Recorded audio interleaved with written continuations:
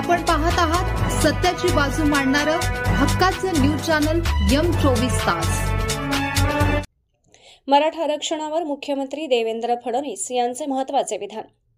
मराठा आरक्षणाच्या संदर्भात मुख्यमंत्री देवेंद्र फडणवीस यांनी आज मुंबईत प्रसारमाध्यमांशी संवाद साधला। यावेळी त्यांनी मराठा समाजाला दिलेले EWS आर्थिकदृष्ट्या दुर्बल घटक आरक्षणाचे फायदे सांगितले आणि सध्या सुरू असलेल्या आंदोलनावरही आपली भूमिका स्पष्ट केली।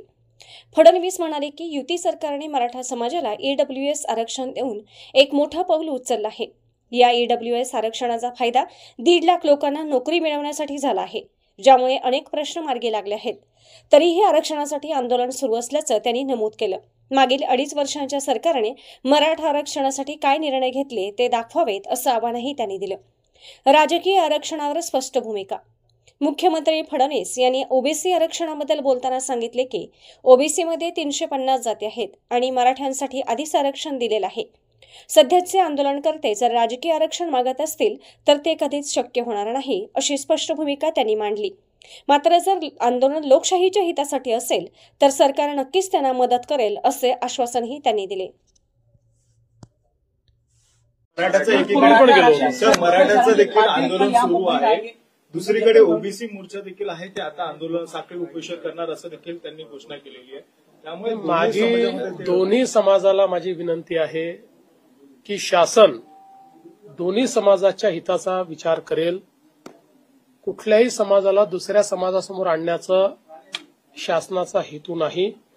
त्यामुळे कोणावर अन्याय करून कोणाला देण्याचा प्रश्न नाहीये, दोघांचे प्रश्न आम्ही सोडवणार आहोत। त्यामुळे ओबीसी समाजानेही हे लक्षात ठेवावं की कुठेही त्यांच्यावर अन्याय आम्ही होऊ देणार नाही आणि मराठा समाजाने हे लक्षात घ्यावं की आम्हीच सोडवलेत सगळे प्रश्न, दुसरे कोणी सोडवले सांगावं कोणी सोडवलेले आहेत। मराठा समाजाचे प्रश्न आमच्या सरकारशिवाय, म्हणजे मी मुख्यमंत्री असताना, शिंदेजी मुख्यमंत्री असताना तेव्हाच सुटल्यात, बाकी कधी सुटले प्रश्न आणि आम्हीच सोडवणार आहोत।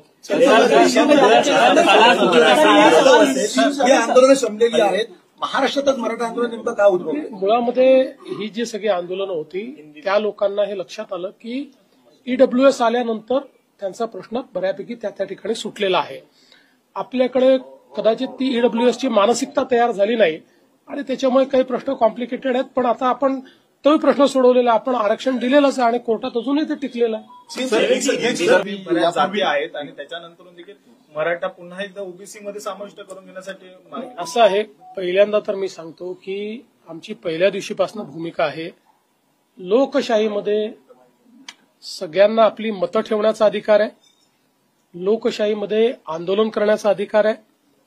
लोकतांत्रिक पद्धतीनं जेवढी आंदोलनं होतील त्याला आमची ना नाही, त्याला आम्ही सामोरं जाऊ, आवश्यक तेवढी चर्चा करू, लोकशाहीच्या चौकटीत त्याच्यावर काय जे काही उपाय करता येतील ते उपाय आम्ही करू।